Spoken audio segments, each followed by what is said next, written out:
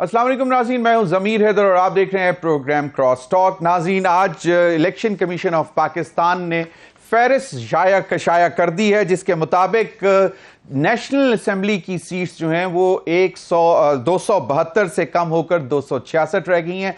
6 सीटें कम हुई हैं। इसमें इलेक्शन कमीशन का यह ख्याल है कि ये कोई कमी नहीं हुई, क्योंकि जो फाटा के अंदर जो हुई थी मर्जर के बाद जो है यही सूरत हाल बन रही थी। लेकिन पंजाब में काफ़ी ज़िलों की सीटों में कुछ कमी, कहीं पे ज़्यादा मामलात हुए हैं और अब इस पर एतराज़ात भी आएंगे और मामलात फिर देखते हैं इस पर कैसे चलेंगे, क्योंकि बहुत से जिनके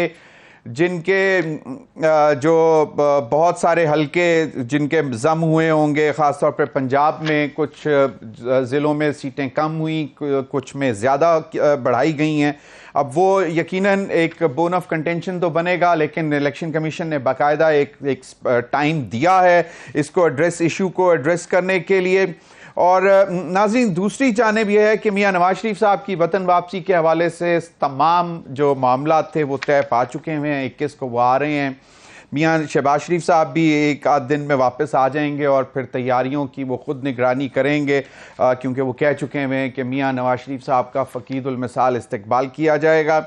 निगरान वज़ीर आज़म अनवारुल हक काकड़ साहब ने कल वाज़े तौर पर बता दिया था कि जनाब किसी किस्म की कोई ना तो डील है ना ढील है, और उन्होंने कहा कि चेयरमैन पीटीआई और जो भी जितने भी मामलात हैं, चाहे वो मियां नवाज शरीफ साहब के मामलात हों जो अदालतों में, वो कानून के मुताबिक ही उनके ऊपर अमल दरामद होगा और कानून से बालातर कुछ नहीं होगा, और उनका मैंडेट सिर्फ और सिर्फ साफ और शफाफ इंतखाबात कराना है, apart from day to day issues. Main challenge, बड़ा चैलेंज उन्होंने यही कहा कि हमारा मईशत है। नाज़रीन, इस पर भी बात करेंगे। प्रोग्राम के पहले सेगमेंट में हम बात करेंगे जो इंडिया टुडे ने खबर लगाई कि Pakistan ISI plotted Hardeep Singh killing to strain India Canada ties, और ये सोर्सेज के हवाले से खबर चली है। अब दिलचस्प बात यह है कि बगैर सबूतों के बड़ी आसानी से एक दफ़ा फिर इल्ज़ाम लगाने की कोशिश की। आपको मालूम है कि भारत इस किस्म के पहले भी हथकंडे इस्तेमाल कर चुका हुआ है। लेकिन दिलचस्प बात यह है कि न्यूयॉर्क टाइम्स की एक रिपोर्ट है जिसमें वाज़े तौर पर कहा गया था कि कनाडा को ये मालूमात दी गई थी अमेरिका की जानिब से कि और उन मालूमात की बुनियाद पर कनाडा ने हरदीप सिंह जो एक खालिस्तान के रहनुमा थे, खालिस्तानी मूवमेंट के, उनको भारत के मुलविस होने का जो है वो सबूत उनके पास आया था। तो पहले सेगमेंट में हम इसी पे बात करेंगे। हमें ज्वाइन किया है ब्रिगेडियर रिटायर्ड हारिस नवाज साहब ने, केयर टेकर इंटीरियर मिनिस्टर हैं, सिंध के डिफेंस एनालिस्ट हैं। बहुत बहुत शुक्रिया ब्रिगेडियर साहब आपके वक्त का। ब्रिगेडियर साहब, ये एक और मिस एडवेंचर भारत करने की कोशिश कर रहा है।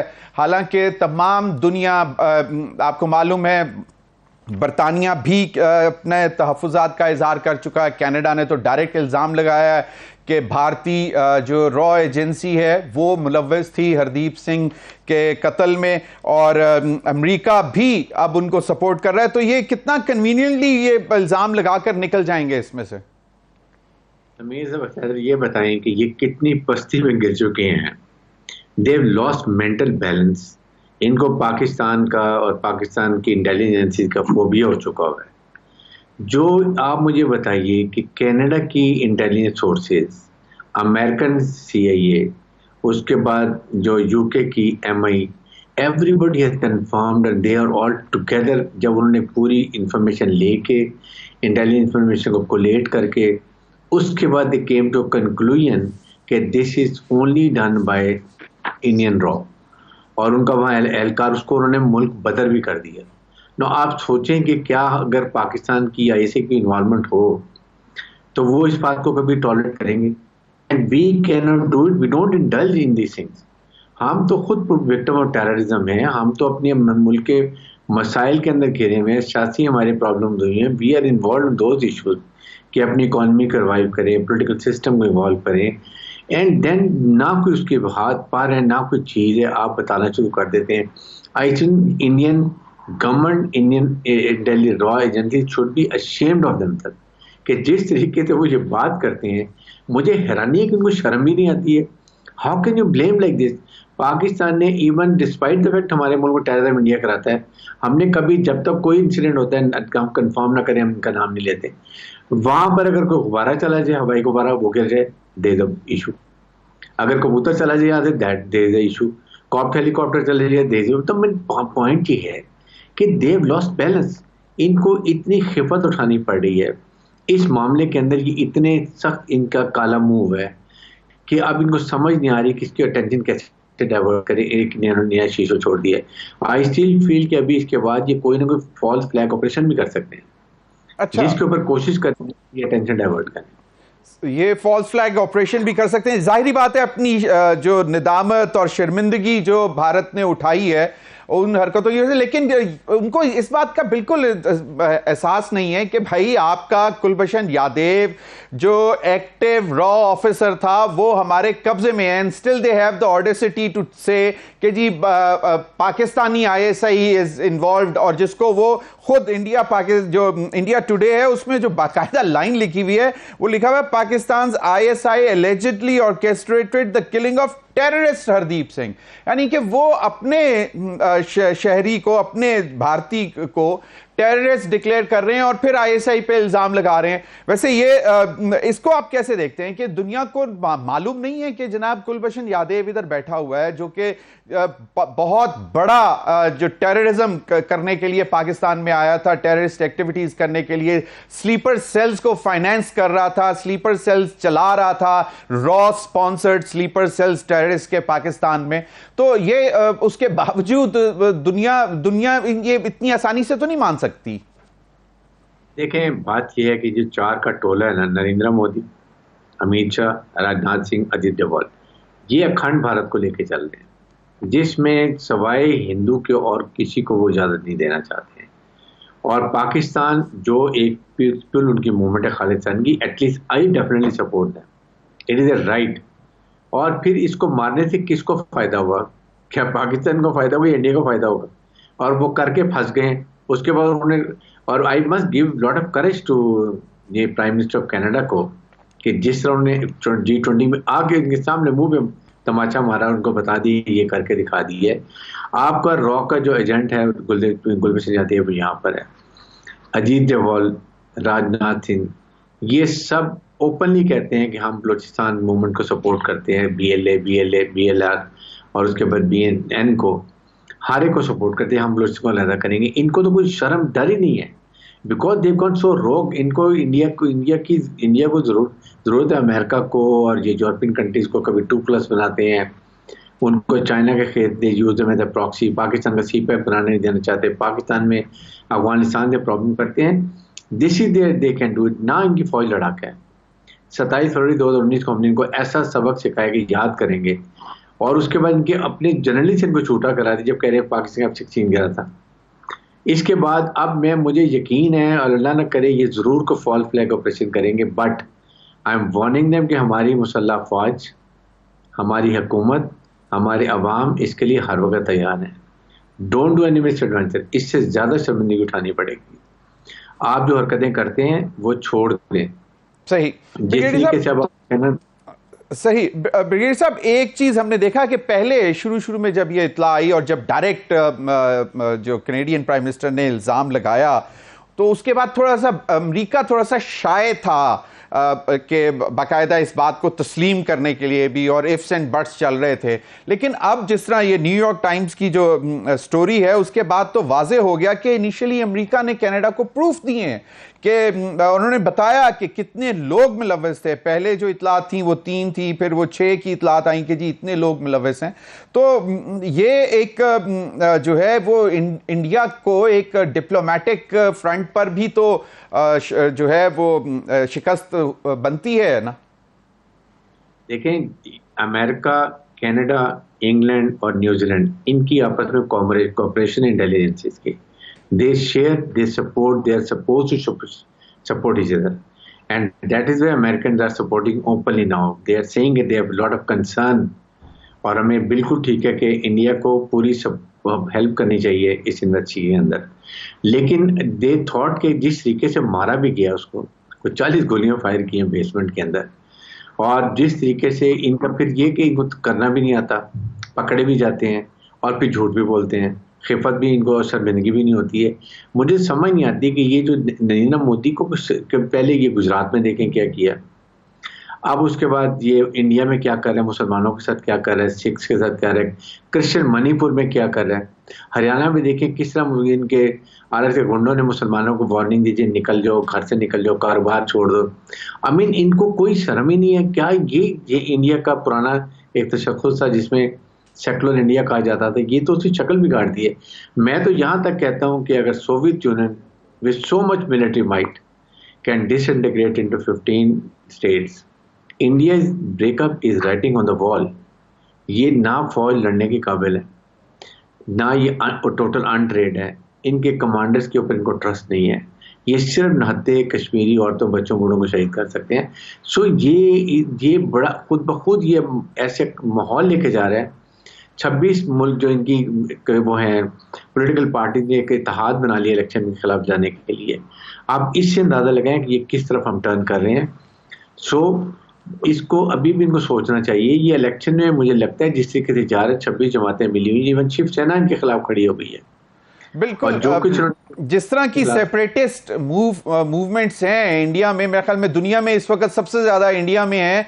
और लेकिन ठीक है, वो अपना गड़ा खुद ही खोद रहा है जिसमें वो खुद गिरेगा। लेकिन ब्रिगेडियर साहब, जो थोड़ा सा अगर हम पीछे जाएं तो हमें ये भी याद पड़ता है कि बाकायदा तौर पर इंटरनेशनल फोरम्स पे भी ये इशू उठाया गया और इंडिया के साथ डायरेक्ट भी बात की गई, उनको भी डायरेक्ट कहा गया। फिर अफगान हुकूमत को भी, इफ़ यू रिमेंबर, कि एनडीएस और रॉ का जो नेक्सस था, और फिर बॉर्डर एरियाज पे जिस तरह वो टेररिस्ट को बाकायदा सपोर्ट, स्पॉन्सर, फाइनेंस कर रहे थे to attack into Pakistan, if you remember, तो वो भी तो दुनिया के सामने है। तो उन चीज़ों को अगर सामने रखें तो ये तो बहुत क्लियर हो जाता है कि एज वी स्पीक इस वक्त जो सबसे बड़ा टेररिस्ट मुल्क है वो भारत है।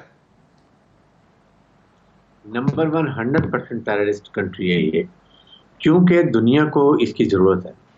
बड़ा मुल्क है, तजारती मुल्क है, और उसके बाद स्ट्रेटेजिकली ये देयर अलाइन विद, आपने 2+2 देखा होगा। फिर उसके बाद ये जिस तरीके से अभी यूएई, अमेरिका ये आपस में एक ग्रुप बना रहे हैं, मीन्स के it's a war of economy. I always say कि now we have to go and have economic development. हम बहुत बड़ा इस्लामिक मुल्क है हमारा, हमारी फौज बहुत लड़ाकी है, हमारे पास न्यूक्लियर पावर है, हमारी जियोस्ट्रेटेजिक लोकेशन बहुत अच्छी है। तो only thing we have to do is economic prosperity, then we can take our decision in our national interest. We don't have to compromise in front of government, जो जैसे अभी हुआ है।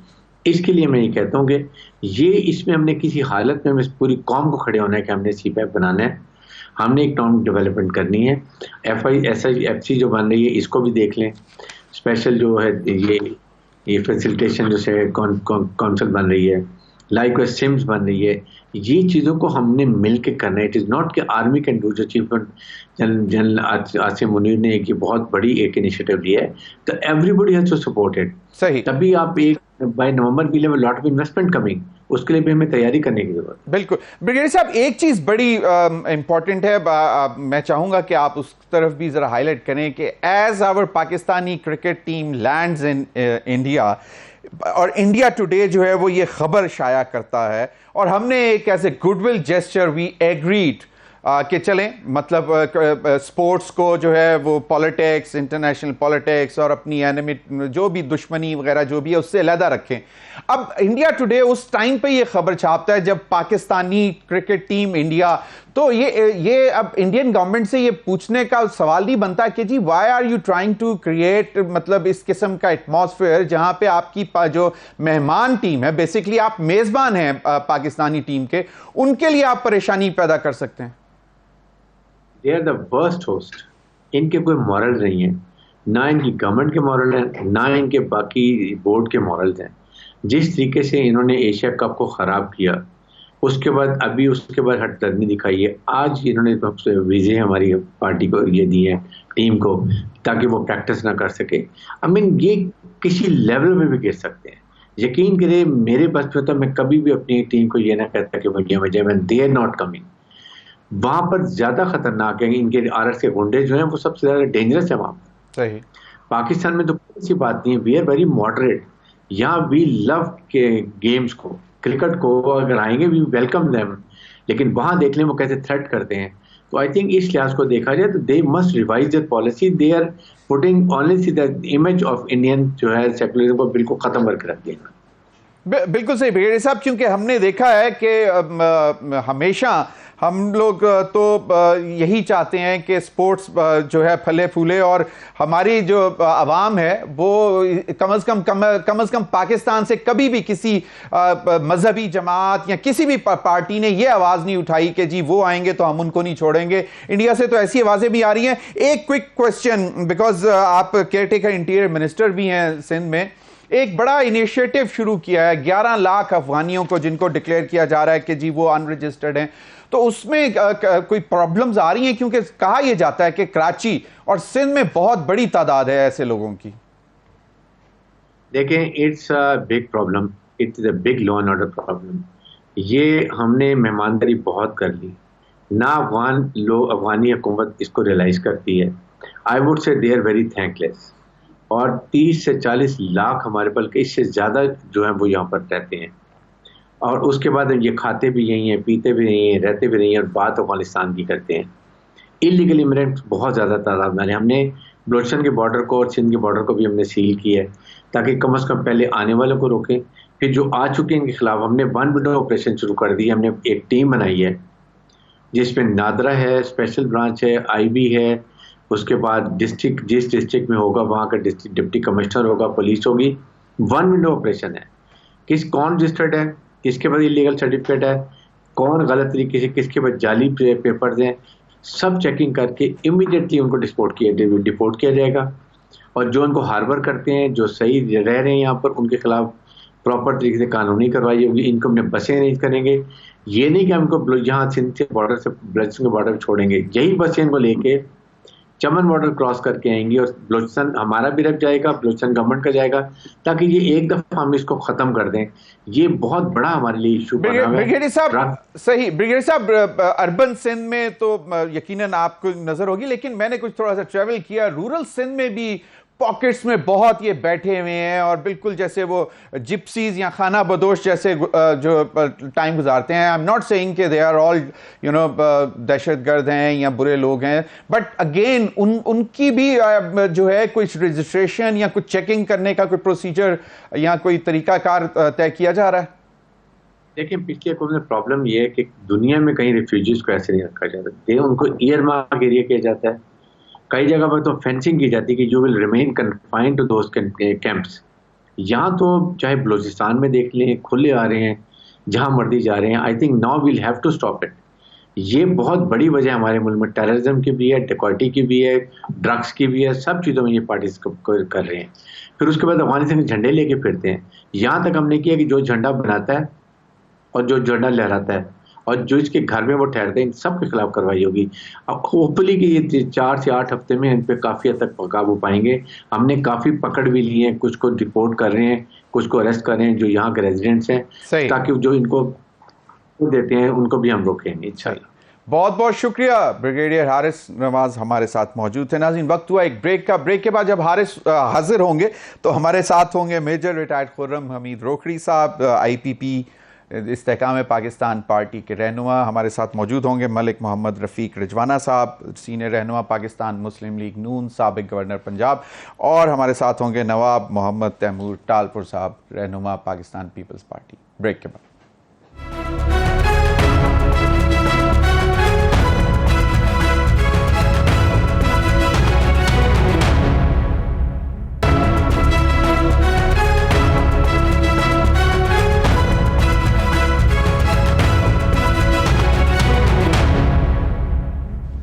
Welcome back. नाज़रीन, हमें इस सेगमेंट में join किया खुर्रम हमीद खान रोखड़ी साहब, सीनियर रहनुमा इस्तेहकाम पाकिस्तान पार्टी, मलिक रफ़ीक रिजवाना साहब, सीनियर रहनुमा पाकिस्तान मुस्लिम लीग नून और साबिक गवर्नर पंजाब, और हमें ज्वाइन किया है तैमूर टालपुर साहब, नवाब तैमूर टालपुर, यंग पाकिस्तान पीपल्स पार्टी लीडर, साबिक मिनिस्टर भी रहे हैं सिंध में।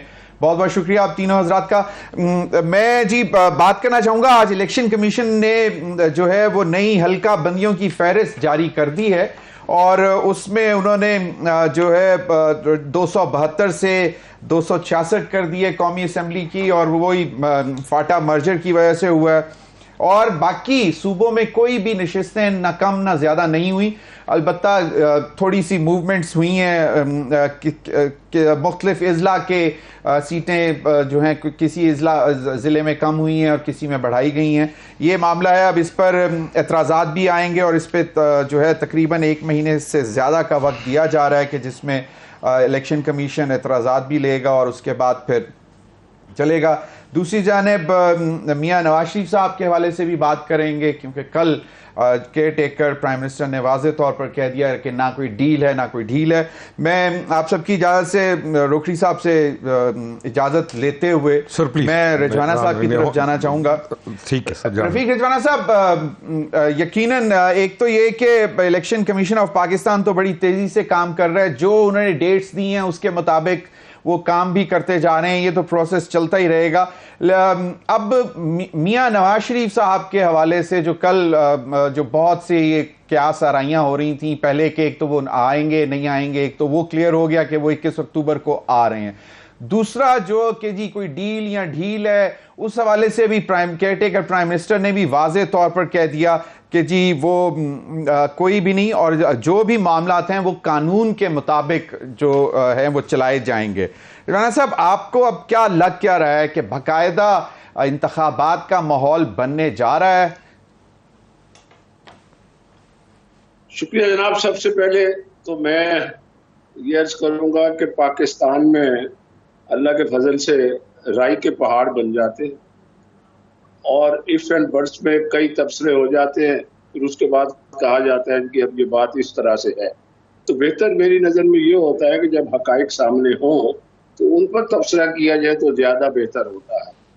इफ्स एंड बट्स में ये होता है कि मैं किसी बात पे मफरूज़े पे बात करूं तो आगे पता नहीं कल को क्या होता है, तो मेरी वो बात जो है वो असर भी नहीं रखेगी और मेरे लिए मुनासिब भी नहीं हो। बहरहाल अब बातें वाज़ेह होती जा रही हैं, इलेक्शन का सीज़न आ गया है, इलेक्शन सर पे आगे हैं। अब इसका बेहतरीन तरीका जो है वो यही है कि माजी को सामने रखते हुए, माजी की गलतियों को, किसी की भी गलती है वो सामने रखते हुए आइए आगे बढ़े, आइंदा इलेक्शन की तैयारी करें और आवाम को सच बताएं, आवाम को सब बात दिखाने की बजाय हकीकत बताई जाए। क्योंकि मैं ये समझता हूँ, मैं मईशत का भी तालिब इल्म हूँ, कानून का भी तालिब इल्म हूँ, मैं ये समझता हूँ कि इस वक्त अगर कोई ऐसी बात की जाए कि जी फौरी तौर पर हालात बेहतर हो सकते हैं माशी तौर पर, मैं नहीं समझता। इसको टाइम लगेगा, एक पॉलिसी चाहिए, एक कंसेंसस चाहिए, एक मिसाक मईशत भी चाहिए। आपको याद होगा कि मियाँ शहबाज शरीफ साहब ने लीडर ऑफ द अपोजिशन, उन्होंने असेंबली में तकरीर की थी कि आइए हम हाथ बढ़ाते हैं, मिसाक जमहूरियत हम करते हैं। तो आपको पता है कि उस वक्त इमरान खान साहब ने कहा था नहीं मैं किसी से हाथ नहीं मिलाता। आजकल तो आशोब चश्मा वैसे हाथ मिलाना माना है, उस वक्त नहीं था। बहरहाल उनका अपना एक ख्याल था, उनकी अपनी सोच थी, उसका मुल्क को मफाद नहीं। लेकिन रिजवाना साहब रिजवाना साहब एक चीज है, अब वो बिल्कुल एक जो वाज़ेह तौर पर मियां शहबाज शरीफ साहब ने भी वाज़ेह बताया कि जी जो नैरेटिव है या जो मंशूर है वो सिर्फ यही है कि एक तो ये कि पाकिस्तान पाकिस्तान और सिर्फ पाकिस्तान, पाकिस्तान की तरक्की, मेजर चैलेंजेस इकोनॉमिक्स हैं। लेकिन एक जो पहले नैरेटिव सामने आया था उसके हवाले से फिर जो है वो मियां शहबाज शरीफ आए और फौरन वापस जाना पड़ा। लेकिन अब जो है नैरेटिव बयानिया यही है या मियां नवाज शरीफ साहब के मुतालिक कहा जाता है कि वो कहीं बहुत जज्बाती हो जाते हैं कभी कभार? नहीं, मियां नवाज शरीफ साहब जज्बाती नहीं होते, जिसके साथ बीती होती है ना, उसने अगर वो आप बीती सुनाई है तो कौम के लीडर है, 3 दफा वजीर आजम रहे हैं, तो उसमें कोई मुजायका नहीं है। उन्होंने कौम को बावर कराया है कि किस किस के साथ क्या क्या हुआ। अब तो आपको ये भी पता है कि कल एक जजमेंट में जो इख्तिलाफी नोट जस्टिस मंसूर अली शाह साहब का आया है, उसको मैंने पढ़ा तो नहीं है मगर उसके टिकर चल रहे थे, उसको आप पढ़े तो उन्होंने पाकिस्तान की सियासी तारीख को सारा देखा भी है और उस पर उन्होंने कहा भी है। मैं सिर्फ टीवी की खबर की हद तक कर रहा हूँ, मैंने उनका इख्तिलाफी नोट पढ़ा नहीं कि कैसे कैसे मार्शल लॉ की हुकूमतों को अदालतों ने ब्लेस किया, अदालतों ने उन्हें दवाम बख्शा। तो अब बात यह है कि आखिर कब तक हम इसी तरह से चलते रहेंगे। तारीख से सब, तारीख इसलिए दोहराई जाती है कि तारीख से हम लोग सबक नहीं सीखते। Very right. और हम इस बात का मुकाबला नहीं हो। सही। खुर्रम हमीद खान रोकड़ी साहब, तैयारियां इलेक्शन की शुरू कर दी हैं आपने? मैं कल आया हूँ जी वापस। अच्छा। मैं तो I was there for 1 week. सही। तो मैं देखें, जो है ना पॉलिटिशियन, उसके लिए मरहला होता ही इलेक्शन है। तो वो चाहे ना चाहे वो इलेक्शन की तैयारी कर लेता है। जैसे किसी खातून को तंदूर पे रोटियां लगानी हो और उसे आती हों, और आती भी हों, क्योंकि आजकल तो कम आती हैं, तो वो जाके अगर उसको चीज़ें मिलेंगी तो रोटी वो खातून लगा लेगी। या जो कोई वर्किंग वूमेन है जो आपकी जगह पे बैठ के एंकर्स हैं, तो वो चाहे 5 साल भी घर बैठी रहें, लेकिन जब दोबारा आप उनको सीट पिलाएंगे तो वो कुछ ना कुछ कर लेंगी। तो पॉलिटिशियन की मजबूरी है, पॉलिटिशियन ने हल्के में भी जाना है और इलेक्शन की तैयारी भी करनी है। उसने इलेक्शन चाहे, अच्छा एक और भी इंटरेस्टिंग है, चाहे जितने मर्जी खराब हालात हों और उसको पता भी हो कि मैं बिल्कुल मुश्किल हालात हैं, वो फिर भी मोटिवेट अपने आप को कर लेता है कि हाँ मैं, और मैं कई दफा कहता हूँ 4 लड़ रहे होते हैं, सारे कहते हैं मैंने जीतना है। तो ये चीज एक है। लेकिन एक जो अभी रजवाना साहब ने भी बात की है कि वो बड़ी इंपॉर्टेंट है, कहा ये हम सुन भी रहे थे, मामला चल भी रहे थे, जराए के हवाले से भी मामला सुन रहे थे कि जनाब तमाम सियासी जमातें जितनी भी इलेक्शंस कंटेस्ट करेंगी या रजिस्टर्ड पॉलिटिकल पार्टीज हैं, उनको एक इकोनॉमिक एजेंडे पर एग्री होना पड़ेगा। डेफिनेटली चार्टर ऑफ इकोनॉमी करना पड़ेगा कि जी आप अपनी अपनी सियासत जब जैसे मर्जी करते रहें, जो मर्जी करें, लेकिन जो इकोनॉमिक पॉलिसीज हैं internet, and this is more because of the जो है SIFC special investment facilitation council के, उसके तहत जो है जो चीजें होंगी उनको कंटिन्यू करना पड़ेगा। तो आपका यह ख्याल है कि तमाम सियासी जमातें वुड एग्री, बिकॉज उसमें बहुत डिफिकल्ट चीजें भी करनी पड़ेंगी? नहीं, वो एग्री कब करेंगी, कौन बिठाएगा, कैसे बैठेंगी, who is going to govern the meeting, उनमें से कौन किसकी बात सुनेगा। अनफॉर्चुनेटली पिछले कुछ दिनों से मुल्क की 2 बड़ी जो पार्टीज हैं, हम उनके अंदर ऐसा एक रुझान देख रहे हैं कि वो नहीं होना चाहिए था। ये मैं फिंगर पॉइंटिंग जी, वो नहीं होना चाहिए था। 2 बड़ी national parties, Peoples Party and PML, वो हमने देखा है बिल्कुल जो आपके सामने आ रहा है। अब इस चीज को, ये वाला जो डायलॉग है, इसको कौन कराएगा?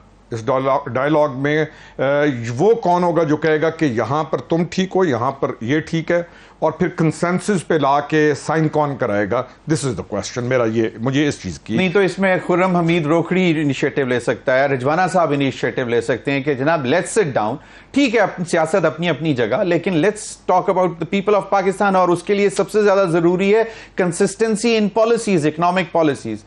जो है ना पॉलिटिकल पार्टीज की जो बड़ी लीडरशिप है, वो सीनियरिटी में इतनी सीनियर हो जाती है कि उन तक कुछ लोग पहुंच सकते हैं, उन तक सारे नहीं पहुंच सकते। और वो जो कुछ लोग उन तक पहुंचते हैं, वो क्या कहते हैं, क्या जहन बनाते हैं, ये अहम चीज़ होती है। और क्या उन तक रसाई बाकियों की होती है? नहीं होती। तो इनिशिएटिव मेरा लेना, रजवाना साहब तो बहुत सीनियर पॉलिटिशियन है, और इनका लेना तो मैं तो इनका वैसे भी भतीजे लगते हैं आप, भतीजा भी हूं, और इनका इनिशिएटिव मैं समझता हूं मैटर करता है, इनका कहना। लेकिन ओवरऑल ये काम बहुत मुश्किल है, बहुत मुश्किल है। पॉलिटिशियंस, सीनियर पॉलिटिशियंस भी, मैं उस नसरुल्लाह खान थे, साहबजादा साहब, रजवाना साहब की एक अपनी हैसियत है अपनी पार्टी में, तो चीजें डिफिकल्ट हैं, आसान नहीं, इतनी आसान नहीं है बिल्कुल। नवाब तैमूर तालपुर साहब, आपको क्या लगता है कि इस चीज पे एग्री कर जाना चाहिए कि चलें ठीक है सियासत अपनी अपनी, लेकिन यह है कि कम से कम एक चीज पे एग्री कर जाएं? और आप लोग इकट्ठे ही बैठे हुए थे 12-13 जमातें जब ये स्पेशल इन्वेस्टमेंट फैसिलिटेशन काउंसिल बना, और उसके तहत जो है बहुत सारे सेक्टर्स आइडेंटिफाई हुए और उसमें कंसिस्टेंसी लाने की बात हुई पॉलिसीज के लिए। तो उस पर क्यों, आपको क्या लगता है कि जिस तरह खुर्रम रोकड़ी साहब का थोड़े से फियर्स हैं कि जी जो सीनियर लीडरशिप है शायद वो उनको आप कैसे बिठा सकते हैं? मतलब क्या कोई तरीकाकार हो सकता है तैमूर तालपुर साहब आपकी नजर में? बिस्मिल्लाहिर्रहमानिर्रहीम, बहुत बहुत शुक्रिया। देखिए, मैं समझता हूँ ये पाकिस्तान पीपल्स पार्टी की तरफ से तो एक वाज़े पैगाम दिया गया है, एक वाज़े फैसला किया गया है। सदर जरदारी ने बड़ा ओपनली और बड़ी बात रिपीट की है कि अब जो है हमारी सियासत हमारी पॉलिटिक्स से ज़्यादा हम पाकिस्तान और पाकिस्तान की मईशत पे देखेंगे। उस मईशत को वापस ट्रैक पे लाने के लिए सब इकट्ठा बैठेंगे, सब साथ बैठेंगे और मिल के फैसले करेंगे। और इस तरह ही होता है। अगर आप देखें, अगर आप सोचें, बाकी मुल्कों में जो पॉलिसीज़ होती हैं लॉन्ग टर्म पॉलिसीज़ होती हैं। फाइनेंशियल पॉलिसीज़ आपकी हर गवर्नमेंट के साथ चेंज नहीं की जा सकती हैं, नहीं करनी चाहिए। The policy, financial policies have to be stagnant, not for a year, not for 5 years, पर ये 15-15, 20-20, 30-30 साल का एक प्रोग्राम होता है, जो अब एक अच्छी चीज शुरू हुई है। We will see consistency in the decisions we make, specially जब हम फॉरेन इन्वेस्टमेंट अट्रैक्ट करने की बात करते हैं तो ये चीज हमें बहुत बेहतर फायदा देगी। अभी थोड़ी बहुत रुकनी साहब ने कहा कि कलिश है, और थोड़ी बहुत कलिश मेरे ख्याल से इलेक्शन तक बढ़ती रहेगी। एक माहौल है, ये मेरी चौथी इलेक्शन है अब। हर बार इलेक्शन के टाइम पर माहौल थोड़ा गर्मा गर्म होता है। कुछ पाकिस्तान पीपल्स पार्टी के लोग जरा कहीं जज्बाती होते हैं, नून लीग के कहीं जरा ज्यादा जज्बाती हो जाते हैं। पर लीडरशिप भी आप अगर देखें कि मियां साहब हों या सदर जरदारी हो या चेयरमैन बिलावल हो, तो वो भी ये कोशिश ये कर रहे हैं कि एक मेंटेन किया जाए लेवल जिस पे सियासी बात जरूर हो, पर ऐसी बातें ना हो जो कि माजी में आप सुनते आए, जो जिस तरह की जबान माजी में इस्तेमाल हुई। पाकिस्तान पीपल्स पार्टी ने तो ऐसी जबान कभी भी इस्तेमाल नहीं की, पर पीटीआई ने रिसेंटली जो इनका पिछला पेज आपने चेक किया, इनके चैप्टर्स जो थे बड़े खलिश से शुरू होते थे, बड़ी खलिश से खत्म होते थे। असेंबली में आपने मार कुटाई देखी, हमारी बहनों माओं के सामने गालम गलोच आपने देखी, तो ये एक बड़ा बुरा इंप्रेशन एक इमरान नियाजी ने क्रिएट किया था, जो मैं समझता हूं उनकी डिमाइस के साथ खत्म हो जाएगा। और आप देखेंगे इंशाल्लाह ताला इलेक्शन में जरूर खलिश कुछ होगी, कुछ गर्मा गर्मी होगी, पर इलेक्शन के बाद फिर आप सारे बड़े लीडर्स तैमूर, आपने कहा कि देखेंगे पाकिस्तान पर बात। तैमूर, आपने कहा कि सही, आपने कहा है कि सदर आसिफ जरदारी साहब इस विजन के साथ आ रहे हैं, बट माय क्वेश्चन वाज कि would all the political parties can sit and agree to a charter of economy?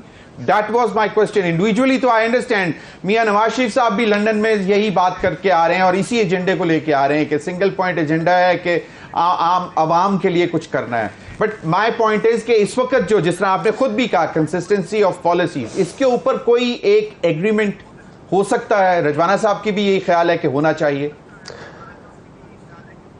बिल्कुल हो सकता है और बिल्कुल होगा। मैं तो आपको ये बता रहा हूं कि सारी पार्टीज आगे आके साथ बैठेंगी और इस पे मिलकर फैसले होंगे। और जरदारी साहब का मैंने आपको एग्जांपल दिया कि प्रेसिडेंट जरदारी ने बड़ा क्लियरली ये बात की, इलेक्शन के बाद होगा। इलेक्शन मैं समझता हूं हर वो पार्टी अच्छा लेट मी रीफ्रेज इट, और फिर मुझे ब्रेक पे जाना है। नहीं, my point is probably this charter of economy is more of an affidavit जो तमाम सियासी जमातें दें कि जी जो इकोनॉमिक पॉलिसीज हैं उनको हम नहीं छेड़ेंगे। इस पर किस तरह इत्तेफाक हो सकता है, अभी इस पर मजीद भी बात करेंगे। हमारे साथ रहिए।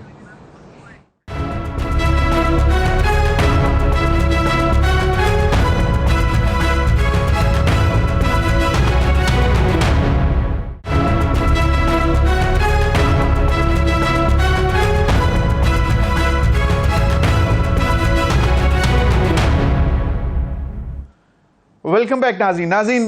यकीनन चार्टर ऑफ इकोनॉमी इंपॉर्टेंट है, रोकड़ी साहब के हैं, फियर्स हैं, लेकिन होप है, अल्लाह करे सब बैठ जाएं। नई जमातें भी आ रही हैं इस दफ़ा। एक IPP इस्तेहकाम पाकिस्तान पार्टी, जिसके रिप्रेजेंटेटिव रोकड़ी साहब हमारे साथ बैठे हुए हैं। फिर एक KP में से भी उठी, परवेज़ खटक साहब ने बनवाई, पाकिस्तान तहरीक इंसाफ पार्लियामेंटेरियंस। अब एक नई पार्टी का भी नाम अभी तक तो नाम नहीं आया, सुन रहे हैं कि जिसमें जो शाहिद खाकान अब्बासी, मिफ्ताह इस्माइल और मुस्तफ़ा खोकर लीड करेंगे।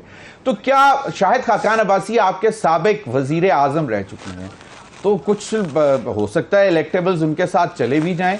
तो आपको क्या लगता है ऐसे, क्योंकि कुछ डिविजन्स तो थी उस वक्त भी थी जब वो प्राइम मिनिस्टर बने थे। अब वो इंटरेस्टिंग पार्टी है, वैसे interesting party, a mix of Peoples Party and PML। Interesting party, यानी उसके अंदर उनका जो एक स्लोगन है तो वो अट्रैक्ट कर सकता है, और वो अगर उन्होंने ठीक काम किया और ठीक डायरेक्शन पकड़ी तो अच्छा खासा अट्रैक्ट कर सकता है। उसकी वजह है कि पार्टीज के अंदर आपको कहीं ये फील तो नहीं हो रहा कि मैंने जल्दबाजी कर दी? नहीं, I should have waited for this new party. I tell you मतलब नहीं, मैं मेरी जो चीज, अगर आपने अच्छा सूट पहना है तो मैं हमेशा कहूंगा अच्छा सूट है, सही, तो मैं आपकी अच्छाई को अच्छाई मानूंगा, सही।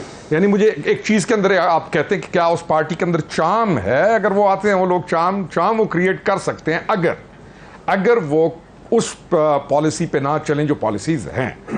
वो क्या है कि अगर वो बिल्कुल फेयर चलें, जिसमें मौरूसी सबसे ज्यादा बड़ा सवाल है, सबसे बड़ा उनको जो एज जा सकता है और जिस चीज को वो पॉजिटिव एक्सप्लॉइट कर सकते हैं, वो पॉइंट ही वही है। आप बोल देना पॉइंट, मैंने तो बोला मौरूसी सियासत का पॉइंट है। और जो कन्वेंशनल पॉलिटिक्स आ रही है पार्टीज की, जो लोग उनमें हैं, अब उन कन्वेंशनल पॉलिटिक्स में क्या है, 25 या 30 आदमी उनकी जगह बन चुकी है and they are like this. अब उन पार्टीज के अंदर बाकियों की जगह इज ऑलमोस्ट पॉसिबल नहीं है। तो जब जगह पॉसिबल ना हो और एक जमूद का शिकार हो जाए पार्टी, और विद इन देम कोई लीड ले, ये मेरा अपना एनालिसिस है, और वो फेयरली चले, तो उसको आप ऐसे ना समझिए, वो यानी मेरी अपनी मतलब यू मीन टू से कि मुस्तफा खोखर के साथ पीपल्स पार्टी के लोग भी आ सकते हैं, और शायद खाकान अब्बासी और मिफ्ता इस्माइल के साथ जो है वो आ सकते हैं, PMLN के लोग भी आ सकते हैं। So do you think this is a threat to IPP and PTIP? क्योंकि पहली तो जमातें हैं ही हैं, लेकिन ये तो एक तीसरी नई जमात अभी तक रजिस्टर्ड तो नहीं हुई मेरे ख्याल में, लेकिन और उसके पास टाइम कितना है वैसे? अभी नहीं हो सकता इस इलेक्शन के अंदर ये ना कर सके, नेक्स्ट इलेक्शन तक जाएं। अच्छा, यानी ये जिस पैटर्न पे वो चल रहे हैं इस इलेक्शन तक तो नजर नहीं आते, पहली चीज तो ये। लेकिन इस पैटर्न पे वो चल रहे हैं, वो चलते रहे और वो इसके अंदर ठीक रहे, नेक्स्ट इलेक्शन तक वो ठीक ठाक काम कर जाएंगे। सही। रिजवाना साहब, आपको मेरा शायद पहले रिजवाना साहब नहीं है, चलें तैमूर टालपुर साहब, क्योंकि ये तीनों पाकिस्तान के बड़े बड़े कैपिटल्स में, प्रोविंशियल कैपिटल्स में जाके इन्होंने बड़े बड़े सेमिनार किए। मुझे अब वो याद नहीं आ रहा वो टाइटल एक ही था उसका, अगर प्रोड्यूसर साहब मुझे याद करा दें तो वो भी मैं बताता हूँ। तैमूर टालपुर, आपको क्या लगता है कि ये जिस तरह रोखड़ी साहब का ख्याल है कि शायद खाकान अब्बासी ऑफ कोर्स साबिक वजीर आजम, मुस्तफ़ा नवाज खोखर उस तरह नहीं, लेकिन उन्होंने जो एक स्टैंस रखा हुआ है कि जी तमाम सियासी जमातों ने पिछले पता नहीं कितने सालों में, 75 सालों में सिर्फ अपना सोचा, आवाम का नहीं सोचा, एक स्टैंस ये भी लेके आ रहे हैं। तो डू यू थिंक के कुछ कोई मतलब डेंट डाल सकेंगे ये लोग? देखिए जी, आपने बड़ा ही मज़ेदार सवाल किया है। अब इसमें कुछ चीज़ें ज़रा अरसे में वाज़े हो जाएंगी। फॉर एग्जांपल, जैसे कि पुराना हमारा कल्चर रहा है, जो मैंने थोड़ी बहुत सियासत पढ़ी है, उसमें किंग्स पार्टीज हमेशा बनती हैं, आती हैं। अब काफ लीग भी किंग्स पार्टी थी, PTI भी for a timing Kings party थी, फेवरेट पार्टी थी, उनको आगे लाया गया, ज़बरदस्ती उनकी मदद की गई, बड़े नाजायज़ उनकी सपोर्ट की गई। अच्छा, उसके बाद अब जिस पार्टी में रोखड़ी साहब हैं, अब ये पार्टी भी आपकी आ गई है, जो कि मैं समझता हूँ किंग्स पार्टी है।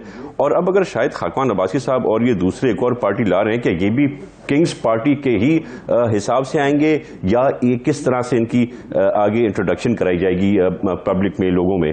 तो ऑफ कोर्स शाहिद खाकान अब्बासी साहब इज़ अ गुड नेम, साबिका प्राइम मिनिस्टर हैं, साफ सुथरे आदमी हैं। मेरे ख्याल से जो भी उनको जानता है इज्जत की निगाह से ज़रूर देखता है, तो it might be a good beginning. पर मैं नहीं समझता कि कोई बड़ी सीटें ये लेके आएंगे, या ऐसी कोई बड़ा ये डिवीजन अपना नेशनल असेंबली की सीट्स का साथ ले लेंगे, कोई मैटर करेंगे। मे भी कुछ चंद सीटें ये अपनी ले आएंगे, शायद किसी ना किसी कोalition का ये हिस्सा, पार्टनर बन जाएंगे। इससे ज्यादा मैं नहीं देख रहा और समझ रहा। इससे ज्यादा नहीं देख रहे आप? नहीं। Why would you say it's, if at all it is going to be a king's party? देखिए जी, एक पार्टियों का एक वोट बैंक है, पाकिस्तान पीपल्स पार्टी का एक ठप्पा है जो तीर पे ही लगेगा। इसी तरह से नून लीग की एक अपनी फॉलोइंग है जो उनके ही निशान पे लगेगी।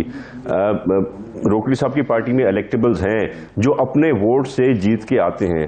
तो मेरे ख्याल से ऐसे कोई बड़े नाम अभी तक तो आपके सामने आए नहीं हैं। 4, 6, 8, 10 इलेक्टेबल्स जो मैंने आपसे बात की, वो नाम ऐसे हैं जो शायद इलेक्शन जीत के आ सकते हैं, पर कोई ऐसा वोट बैंक इनका, कोई ऐसा ठप्पा इनका पक्का है नहीं जो मैं देखूं कि बहुत बड़ा आके पाकिस्तान की सियासत में कोई डिफरेंस लाएंगे। I don't see that happening. So you believe they can be a pressure group type emerge हो सकते हैं? रोकरी साहब, नवाब तैमूर टालपुर साहब का ख्याल है कि शायद आप भी किंग्स पार्टी हैं? नहीं, जो है ना तहरीके हमारी जो है IPP, उसको किंग्स पार्टी कहना बनता नहीं है। हमारी जो पार्टी है, हम तो बहुत पहले अलग हो गए। अच्छा, वो खुद किंग्स हैं सारे बैठे हुए? हमारे नहीं किंग्स तो तमाम पार्टीज के अंदर जो एक सियासत चल रही है, सारे ही किंग्स हैं जो ऊपर 20 22 बैठे हैं। बाकी जो सेकंड स्टेज में, बहरहाल ये एक अलग सब्जेक्ट है, मैं किसी को क्रिटिसाइज नहीं करूंगा। नहीं क्रिटिसाइज नहीं, लेकिन आपने तो मान लिया कि किंग्स हैं। नहीं, मैं किंग्स हैं सारे बैठे हुए। अच्छा, अब ये जो 9 मई वाला वकूआ है, ये अगर ना होता तो IPP ना बनती। अच्छा, यानी क्या बनती? IPP बनती, हम तो बहुत अरसा पहले अलहदा हो गए और बैठे हुए थे। अब मैं ये जो आपने बात की ना खाकान अब्बासी वाली, उन वाली, अब ये पार्टीज टैलेंट हंट नहीं करते। Accidental birth of a party है, कंफ्यूजन वाली बात। लेकिन ये इस तरह के वकूए होते नहीं हैं आमतौर पर। क्रिटिकल थ्रेशोल्ड था उनके लिए। 9 मई को उन्होंने वो कुछ कर दिया कि उसके बाद इन तमाम लोगों के लिए जिन्होंने अपनी पॉलिटिकल स्ट्रगल वहां पे 20 22 साल या 10 साल या जब की हुई थी, वो कहां जाते? यानी आप उनको को मिलिटेंट पार्टी तो थी नहीं। अब उन्होंने अपने आप को डिटैच करना था। अब डिटैच करके किधर जाते? पीपल्स पार्टी के अंदर या नून के अंदर जाते? जा सकते थे उसमें। नहीं, कौन लेके जाता है आपको? लेके जाए तो रोकरी साहब को आपको अगर इन दोनों बड़ी पार्टियों में से कोई ऑफर करता तो आप जाते? आई एम टेलिंग यू कि मुझे यकीन करें कोई ऑफर करता, क्योंकि मैं तो IPP में बहुत लेट आया ना। सही। मैं तो बहुत अरसा पहले एक बिल्कुल इंडिपेंडेंट पॉलिटिशियन के तौर पे जब मैं उस पार्टी से निकाल दिया गया, तो मेरे पास तो वो साल का पीरियड है। मेरे पास अगर कोई मुझे अप्रोच करता, मैं डेफिनेटली जाता, मैं उसको सोचता, और जो पार्टी मुझे समझ आती मैं जाता। क्या किसी ने अप्रोच किया? क्या कोई अप्रोच करता है? क्या कोई ऐसा सिस्टम मौजूद है? यही कह रहा हूं इसी वजह से कि ये जो बंदे निकल के आ रहे हैं ना, ये जो खाकान अब्बासी साहब, अवाम जो वोटर बनेगा, जो वोट करेगा, वो क्या इनकी परफॉर्मेंस देखेगा और इस वजह से नई पार्टीज को फॉलो करेगा? वोटर आपका सारा, या फिर वही वो जो हमारी मरूसी सारा धड़ेबंदी, वोटर सरदारी निजाम, हम पॉलिटिशियंस ने वही काम करना है जो पुराना है, धड़ेबंदी और वो चीज। वोटर आपका कंफ्यूज्ड है, प्लस रज चुका है, जैसे कहते हैं ना, वोटर आपका इस वक्त नक्को नक हो चुका है, इंटरेस्टेड नहीं है इलेक्शन में। मैं अभी रह के आ रहा हूं। क्या उनका इशू क्या है? महंगाई। उनका इशू क्या है? मुईशत। उनका इशू क्या है? बिजली के बिल। उनका इशू क्या है कि उनके साथ बराबरी का सलूक किया जाए। उनका इशू क्या है कि मामलात ठीक हो, स्टेबल हो, उनके बच्चे स्कूल जाएं और वो मामलात उनके हाथ के अंदर जो कुछ है उसको वो स्टेबल कर सकें। उनके इशूज हैं ये। अब आज आप चले जाते हैं इलेक्शन की तरफ। मेरा तो नैरेटिव फिर वही है जो साल पहले वाला था कि आप मामलात को ठीक करें, बैठ जाएं सारे, आप अपनी मुईशत को फोकस करें। मुझे महीने के अंदर इलेक्शन लेके एक कमजोर गवर्नमेंट के अंदर आके फिर वही उसी डिजाइन की गवर्नमेंट करने से नहीं चलेगा मुल्क। फिर 3 महीने बाद आप कोलैप्स करेंगे।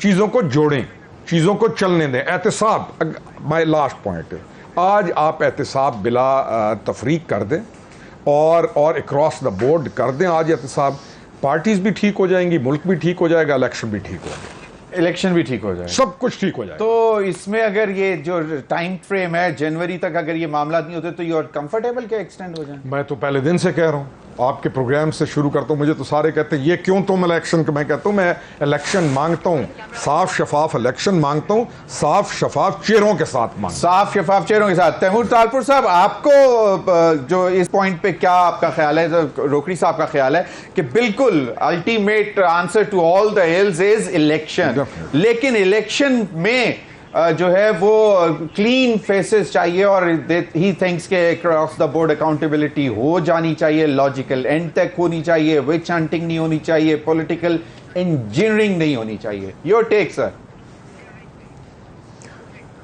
बिल्कुल जमीर भाई, आई एग्री विद हिम 100%। पर बस हमें थोड़ा ख्याल करना पड़ेगा कि अब तक जो हमारी हिस्ट्री रही है, अब तक जो हमने देखा है, जो हम देखते आए हैं कि जो अकाउंटेबिलिटी हुई है वो कभी भी it's not accountability, it's always been political vengeance, it's always been जो पार्टी पावर में आ रही है अपने पुराने हिसाब किताब बराबर कर रही है। तो अगर वाकई अकाउंटेबिलिटी साफ सुथरी ट्रांसपेरेंट होती है तो हमारे मुल्क के सारे मसले मसाइल हल वहीं से होंगे। इससे बेहतर कोई तरीका नहीं है हमारी इकोनॉमी को वापस स्टेबलाइज करने का, वेंटिलेटर से हटाने का। तो we will just have to make sure कि it is actual accountability and not what has been happening in the past। आपने देखा कितने लीडर्स आपके, मेरा लीडर सदर जरदारी कोई 10-11 साल जेल में रहा, उसके बाद बाहर आ गया, सारे केसेस झूठे निकले। अब भी जो आपने देखा जैसे इमरान नियाजी आया पावर में, उसने भी वही हिसाब किताब शुरू कर दिया नून लीग के साथ, पीपल्स पार्टी के साथ। और ये अगर सिस्टम चेंज हो सकता है, अगर इसको क्लेंस किया जा सकता है, we would welcome accountability across the board. You will welcome the accountability across the board। अच्छा, वो जो मुझे अभी बताया कि वो री इमर्जिंग पाकिस्तान के नाम से सेमिनार्स किए थे उन्होंने पूरे पाकिस्तान में, और एक बड़ा उसको अप्रिशिएट भी किया गया था, but now I don't want to go back on that. Taimur Thakur sahab, Bilawal Bhutto Zardari साहब हैज वंस अगेन अनाउंस कि अब वो पंजाब में डेरे डालने जा रहे हैं। कुछ 3-4 महीने पहले तक तो लग रहा था बड़ा कंफर्टेबली पंजाब में और साउथ पंजाब में खास तौर पे, अब जो है आईपीपी बन गई और फिर और कुछ फैक्टर्स भी आ गए जिसकी वजह से शायद फिर पीएमएलएन ने जो एक स्ट्रेट वे स्टैंस लिया और आप लोगों ने कहा कि जी हमें स्पेस नहीं दी जा रही, लेवल प्लेइंग फील्ड नहीं दी जा रही। तो ये अब क्या ये फर्क पड़ेगा, क्योंकि पहले जैसा माहौल शायद अब रहा नहीं पीपल्स पार्टी के लिए पंजाब में जो 4 महीने पहले था। देखिए जी, हमारे डायनामिक्स बड़े मज़ेदार हैं इस टाइम पर। सिंध में समझता हूँ 95% आराम से पाकिस्तान पीपल्स पार्टी जीत रही है बिना किसी टफ मुकाबले के। तो जो हमें अपना टाइम और काम इन्वेस्ट करना है, दैट इज इन पंजाब। आपने देखा होगा Taimur, against a troika, GDA, JUIF, MQM, वो तीनों इकट्ठे हो रहे हैं और probably PMLN would also jump in, क्योंकि उनको बड़ा एडवांटेज नजर आएगा ना पीपल्स पार्टी को सिंध में कॉर्नर करने के लिए। नहीं, मैं तो वेलकम करता हूं। ये आप अगर हिस्ट्री देखिए, हमारी पिछले 20 साल की आप हिस्ट्री निकाल लें, 25 साल की हिस्ट्री निकाल लें, तो जब भी इलेक्शन आता है हमेशा पाकिस्तान पीपल्स पार्टी को सिंगल आउट किया जाता है, और जितनी छोटी मोटी उल्टी सीधी जमातें हैं सारी इकट्ठा होकर पाकिस्तान पीपल्स पार्टी का मुकाबला करती हैं। This is what I have been seeing for the past 20-25 years. उससे पहले भी ऐसे था और हम एक्सपेक्ट भी ये करते हैं। सदर जरदारी ने बड़ा क्लियरली कहा था कि अभी आप रेडी हो जाए, बाकी सब आपके खिलाफ होंगे। उनको पहले ही कहा था कि हम हमेशा इसी तरह से रेडी होते हैं और आज भी इस तरह रेडी हैं। अच्छा, all of them together will not make any difference to us। Any difference. Khurram Hamid Rokhri साहब, पर हमें दुख जरूर इस चीज का जमीर भाई होता है कि हम एक्सपेक्ट कर रहे थे कि रोकड़ी साहब जैसे, मैं कहता रोकड़ी साहब जैसे बड़े अच्छे लोग हम एक्सपेक्ट कर रहे थे कि हमारे साथ आएंगे, पर हमें उनमें इनवाइट करने में देर हो गई या उन्होंने जल्दी कर दी अपनी पार्टी बनाने में। उसी तरह से आपने देखा साउथ पंजाब में काफी नए लोग आए और बलूचिस्तान में कुछ लोग आने थे जो रोक दिए गए। Informal invitation. नहीं, मैं तो तालपुर साहब के जो इनका पता नहीं आपने इनकी हवेली देखी है जो है कि नहीं, जो इनकी एक पुरानी हवेली है। छोटे लोग हैं सर।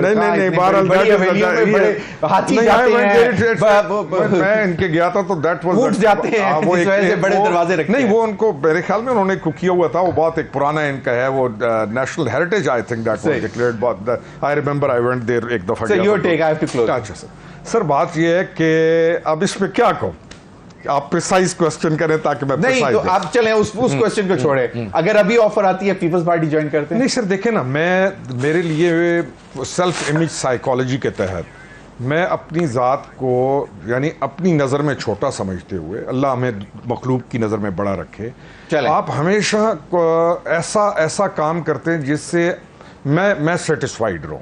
यानी मैं अच्छा, क्विकली आईपीपी अलायंसेस देख रही है पंजाब में, क्योंकि अभी अलायंसेस सारे देखेंगे, ये कौन नहीं देखेगा? जो इलेक्शन होना है, सही, चल जो इलेक्शन होना है, सही, उसके बाद इन सारों ने एक दूसरे के साथ फिर एक दूसरे को। बहुत बहुत शुक्रिया खुर्रम हमीद खान रोकड़ी साहब और तैमूर ठाकुर। नाज़रीन, अब तक के लिए इतना ही, इजाजत दीजिए, अल्लाह हाफिज।